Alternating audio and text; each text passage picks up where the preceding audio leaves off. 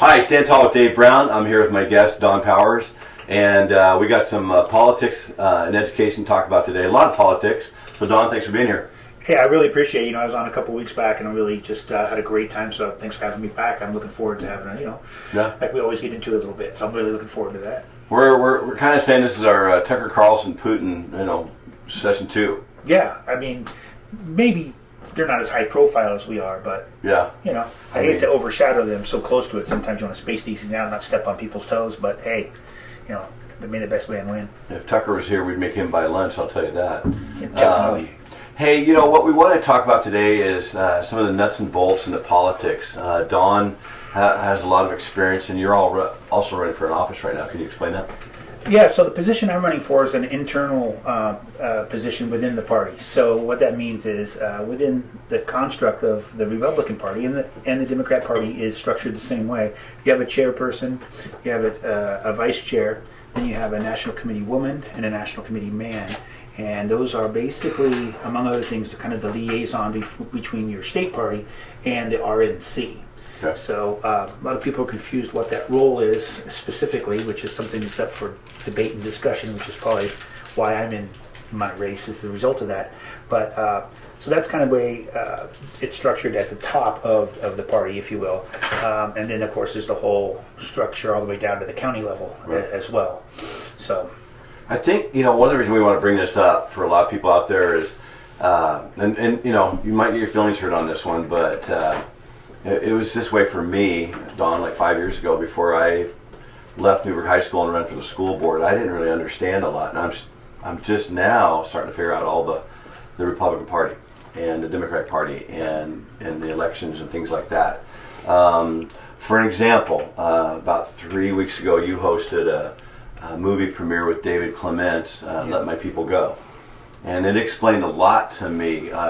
If it's a chance you get to watch that thing, this is not a movie that's going to be nominated for an Oscar. This is it should be actually, but it's a little bit more of a documentary. But tell us about that one, Don. Yeah, that's interesting because I do a lot of work in the election integrity realm. That was kind of how I ended up starting into politics. And just to back up for a second, when you talked about like 5 years ago, me too. People are a little bit surprised how I've, for some reason, come to the position where I am now. But 5 years ago, I was that guy, right? Just living my life, taking care of business, driving my car, filling it with gas, doing family stuff and so on, going out fly fishing, those types of things, and really just not paying a lot of attention, thinking that this, our government had this under control. They were going to fix all the problems that we were having with our elections and stuff. And I more and more realized it wasn't the case. Ended up getting involved, and when I got involved, one of the people that I met in that process was David Clements and Joe Altman, who was also there that night. Joe helped finance that film, and David Clements is an awesome man. He's a former federal prosecutor. He was also a professor of law at University of New Mexico. He got fired from there essentially because he wouldn't take the job. Right. But he has a very interesting approach. In the film, Let My People Go, which if you get a chance, you can just go to letmypeoplegO.movie and you can pay $10 and get a code to stream it. That's how easy it is to stream. Just like that, yeah. I'm going to interrupt Don here on this because I'll tell you what, you guys. I learned so much in 2 hours. It was a great eye-opener for me, and I feel like I know a little bit. And I wasn't a conspiracy theorist on the elections. I want to trust everything. I want to think that everything's just above board. And, wherever you're at on that spectrum, this would be probably 10 of the best dollars you could spend to get some more information. So continue on.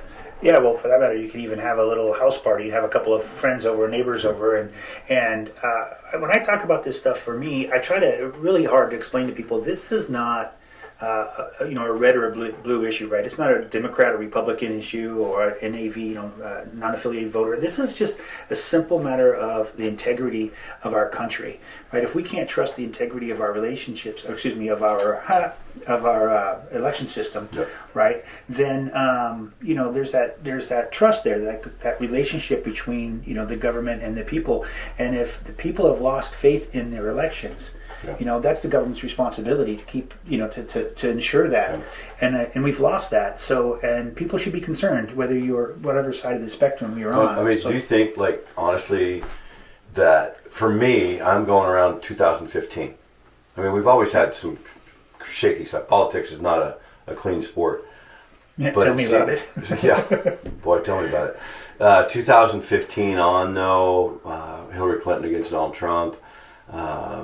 Man, oh man, it just seems like since then there has been nothing without just controversy at every turn. Well, one of the things is they hate that man, right? That the left hates that man because he's not, of the swamp, right? Like the Bible talks about us being in the world but not of the world.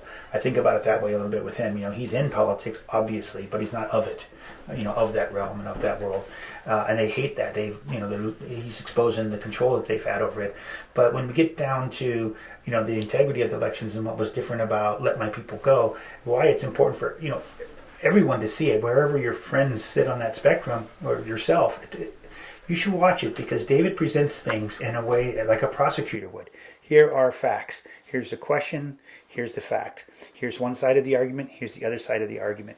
And it becomes very clear the abundance of evidence. You talk about in law, they talk about preponderance of evidence. Not that I'm any attorney or anything like that, but you always hear that. That's what I see it on TV anyway. Preponderance of the evidence, right? And it's overwhelming. And the more and more, if you were to actually step outside of the mainstream media just a little bit, you would find every day there's stuff coming out. This person is under investigation for. This person's being arrested for election fraud, and there's a lot of it being exposed now. And it's interesting to me because it seems to be happening at people at a kind of a lower level to mid to lower level, and it's almost as if the side that's creating this problem is picking those people off. To make it like, okay, well, we're dealing with this. Yes, we got this under control. When we know this is happening at the very highest level of our government, with this interference in our elections, just like the persecution that's going on to Donald Trump. Let me ask you this: like when I'm watching it, I mean, like there's people out there that don't like President Trump. They just don't, and so this might be more of our 35 to 65%, in that range of people in the more moderate level of our politics. And that's one of the biggest voting blocks. So they don't like President Trump, and maybe they don't even trust him or whatever. But what I found through that movie was it explains a lot of stuff away that's more factual, and I think it's worth it to get at least a perspective, even if you don't like President Trump or you don't like Joe Biden. To me, it wasn't about President Trump or President Biden. It was about the election process. Right. And I was, for the first time in my life, I was extremely disappointed in the process. You can always be disappointed in the outcome. That's a good point. That's actually but excellent the process, I mean, I'm just a guy from Oregon, and when it goes south, you really feel like you're, buying a used car from a bad dude. Yeah, that's an exact example of what I was talking about, right? We're talking about people need to have faith in their elections. I can live with it if I feel like the elections are fair and it doesn't go my way, right? Because you sit there in a room, let's say, and there's a discussion that goes on, and the rules say you got to have 50% plus one, or you got to have 2/3, or whatever the rules are, and says, and the vote goes, and you can have faith in that vote and the way it was conducted, and you know that that's accurate. You go, okay. I'm going to live with that, and I'm going to work on things that I can change. If I don't like the way that went, okay, now next time this comes around, I'm going to work on it. I'm going to work on policy or with people or talking and so forth, right? To try to make some change to the mentality, if you will, right out there. And maybe next time when it comes up for a vote, we'll have a chance to change it to the other direction. But that's the process we're supposed to be able to have faith in. And when you don't have faith in that, in the outcome, then you just have a little bit of, chaos and tyranny, really. Hey, we're going to go to break here, but we're going to come right back on this. This one's too good to talk about. Stand Tall with Dave Brown. I'd like you to go to the website, standtallwithdavebrown.com. You'll be surprised. We're doing this only because we've had so many people ask about sweatshirts. I'm wearing one. T-shirts. T-shirts fit on a little bit of the small side. You can go to the website. We appreciate so much interest on our podcast on boys not playing girls sports. We're somewhere in the neighborhood of 14 million views worldwide on all platforms. We just got added to X, so it should grow even more. But Stand Tall is going to be about all subjects. And that one just seemed to take off. So we appreciate that a lot. You'll see stuff on Jesus, you'll see stuff on sports, and you'll see stuff on people. And so, hey, you know, we'd like to do a shout out to Stand Tall. We're growing way faster than we even dreamed of. So thank you to everybody that's supporting us out there. A great way you can support us is to go to our website, and we'd love to have you give to Stand Tall. We want to fight for everybody that needs somebody to stand tall for them. Right now, our big push is for girls and women's sports. Dallas Malloy and Riley Gaines and all the people out there that have reached out to us, we want to help them, and we want to help you, and we want to help your neighbors, and we want to help everybody. We don't care what state you're from. We don't care where you're from another country. Stand Tall wants to stand with you. Please go on there and give and donate, because we're going to turn around and help other people out.